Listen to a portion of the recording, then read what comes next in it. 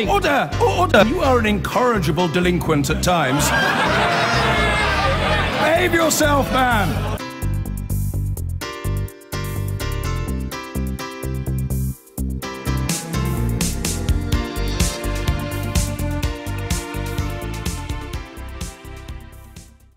Well, just before we came on air, I spoke to the Work and Pensions Secretary, David Gauke, and I started by asking him why his government hadn't acted years ago to make these kind of tower blocks safe. Well, look, in terms of how we've got here, what's happened, it's important that we have that independent, judge-led public inquiry to get to the answer of what's happened, whether this is a matter of whether regulations weren't complied with or whether the regulations weren't adequate. That's something that we need to get to the bottom of quickly. But you don't need a judge-led inquiry to tell you that in May 2013, the Secretary of State, Eric Pickles, promised a review of the fire regulations. 4 years later, that review has still not happened. Why is that?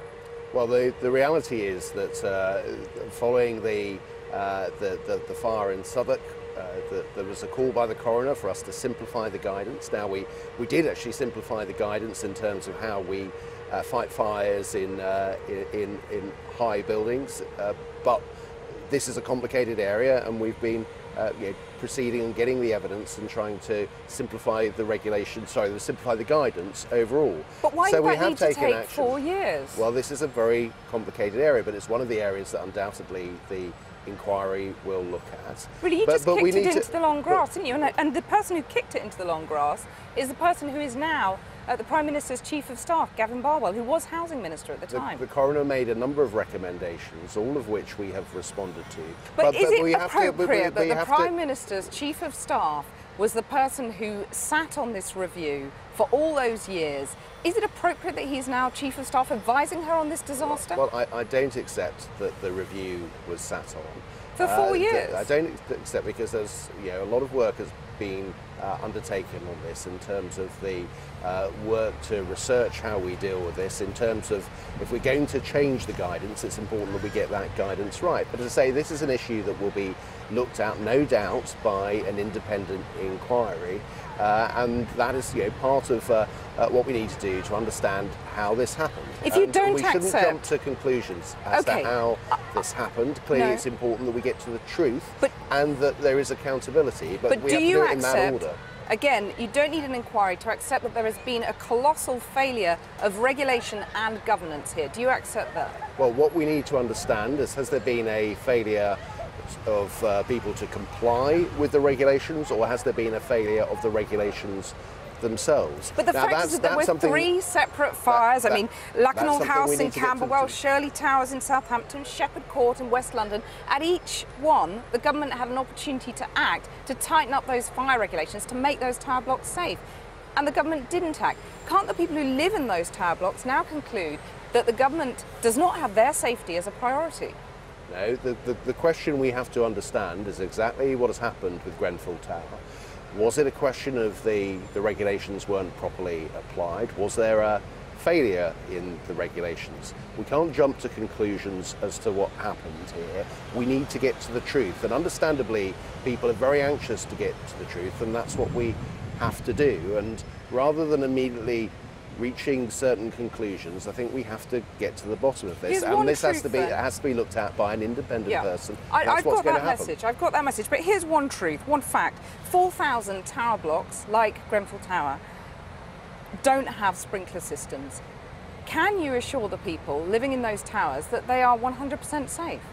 Well, again, on the issue of sprinkler systems, we have to have an understanding as to the extent to which a sprinkler system would have made a difference in this particular case. Well, clearly they would have helped put out the fire. Well, we need to have an understanding as exactly what happened. That may well be the case. Look, I'm not going to deny that. Sprinkler systems do help put out fires. I'm asking you if people in similar tower blocks can feel safe. I just want to know whether you think they can feel safe without sprinkler systems. One of the things that we have said is that we are checking that every local authority and housing association for the tower blocks that they own and control, whether they are safe. Well, clearly those local authorities and housing associations need to move quickly. We're also checking that days, weeks, and in the meantime, can those people be assured that they're safe? We're checking that that every local authority checks that every tower block in their area is complied with fire regulations. That's an important process. Understandably, but are those people safe now? Can you give me that assurance? Well, they want that reassurance as quickly as possible. Well, are those people safe now? They're going to bed tonight in those tower blocks. Are they safe? We are pressing local authorities to go through that process as quickly as possible to ensure that it's safe. But are they safe? You can't assure me that people in those tower blocks are safe. We need to understand exactly what happened this week with Grenfell Tower and learn the lessons from that and how it applies to other tower blocks. Now, we don't know the answer to that until we do the work, and that needs to be done by an independent inquiry, and that's exactly what we're doing. The Queen met residents today at the site of the blaze. That was something that Theresa May didn't feel she could do yesterday. Was she scared, or was she showing a lack of humanity, as some of her critics have said? I think that's completely unfair and untrue. Theresa May, as a human being, was affected by this, as all of us, I think. She saw her responsibility yesterday as Prime Minister to be there meeting with the emergency services who've done fabulous work this week. She didn't want to get in the way. She saw that's her job to make sure that that was working properly. She, like the Queen, has met residents today. She's been to North Kensington twice today, once to a hospital, once to meet with residents. And she's been listening very carefully to what they have to say and making sure that as a government we are providing local residents with the support they need, whether that be financial or whether it be just the people there to coordinate the support working with the local authority. David Gauke, thank you very much for joining us. Thank you. I've been